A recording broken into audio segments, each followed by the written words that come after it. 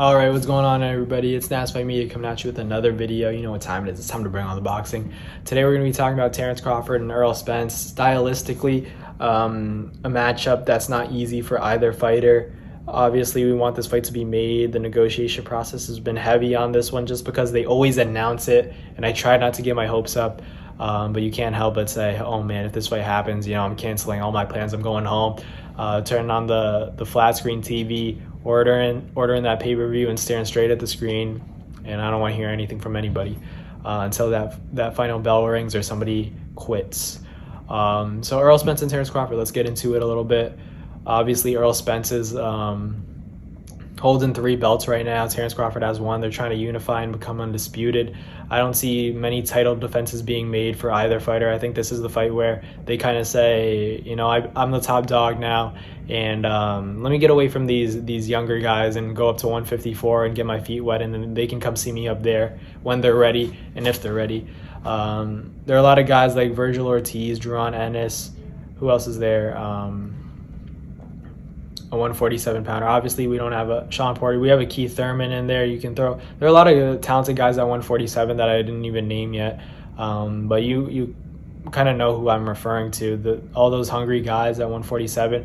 They're all problems, but they're going to take over the division when Errol Spence and Terence Crawford eventually move up and head up to 154. Maybe the loser of a Terence Crawford and Errol Spence fight stays at 147, tries to beat other guys to gain that confidence back, and then go up to 154 and challenge whoever won the fight. If it's a Terence Crawford and Errol Spence, they challenge that guy. So whoever the winner is would be challenged at 154. 154, you have Castaño, you have guys like Charlo.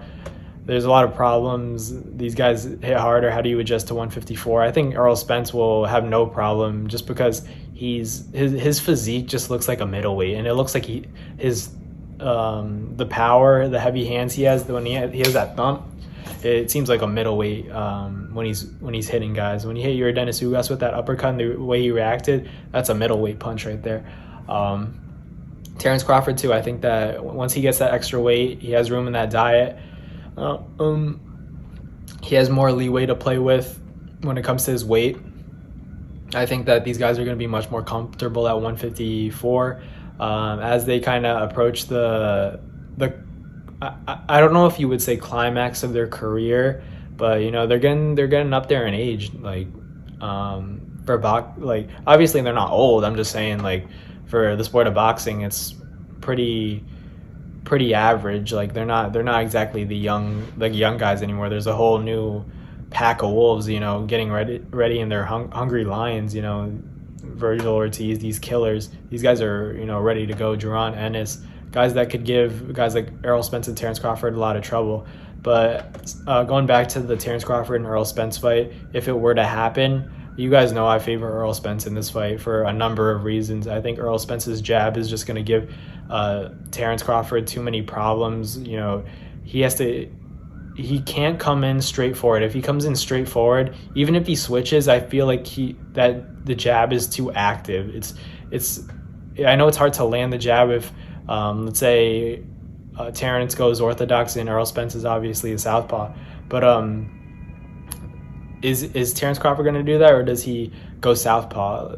Like if they do opposing styles, I think Errol Spence's left hand is like trouble, and then Terence Crawford obviously has that. He throws combinations. He likes to throw a lot of short shots that are kind of more stinging than have heavy-handed thump on them. So I'm not saying. I know I'm favoring Errol Spence, but it's a close fight. Definitely a razor-thin fight, and I feel like the guy who's more composed and doesn't. I feel like this is a fight where the pressure will be at its highest point, just because this is the fight that everybody's been waiting for. It's like the Pacquiao-Mayweather fight. There's so much anticipation with this fight and build up for this fight, to the point where whoever's more composed and sticks to their game plan and executes it more efficiently is going to win the fight. No matter who you think is more talented now, it's not going to matter until that night. It's going to be who's better on that night, and they get the reputation for who knows how long for being the better fighter. So you can make your arguments. I think we see a rematch, or a rematch is going to be demanded by the public.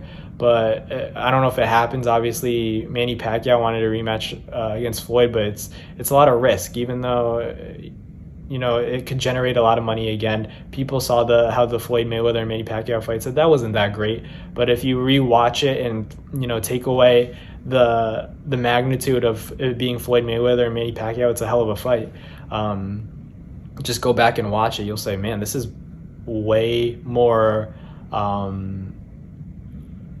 of a high-level chess match than I had remembered when we watched it live, because everyone is expecting a knockout. You're not going to get a knockout when it's a puncher and a boxer who has the ability to stick and move. That's just, you have to understand the stylistic matchups of boxing, so you kind of can predict the kind of fight that you're going to see. Once you kind of understand that, you're going to have a better feel for what fights you're going to want to watch and the fights that you're going to watch, but might not be the most exciting fights.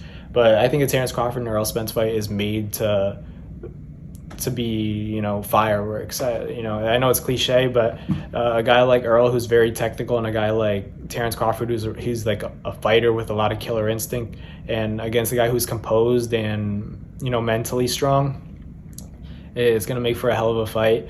Hopefully it happens. Obviously, I think that Errol Spence wins the fight. I think he has the potential to stop or wins a split decision. I'll go split decision. I'll be more respectful. You guys always say I'm talking crazy about Terence Crawford, so I'll go split. And but I honestly think a stoppage. I think that if Terence Crawford has been hurt by Gamboa and a Mean Machine, Igis Velasquez, and has been hit a lot by Sean Porter, I think Errol Spence stops him. Bold take. Disagree with me in the comments. I know I'm ready for it. I'm not taking anything away from Terence Crawford or any of your guys' opinions. You guys could very well be right as well. I don't know. None of us really know it's a sport of boxing and anything can happen. But let me know in the comments who you have winning this fight and how. Terence Crawford versus Errol Spence. Decision, no decision, KO, stoppage, quit on stool. Let me know in the comments. Thank you guys for watching this video, and I'll catch you guys later. Peace.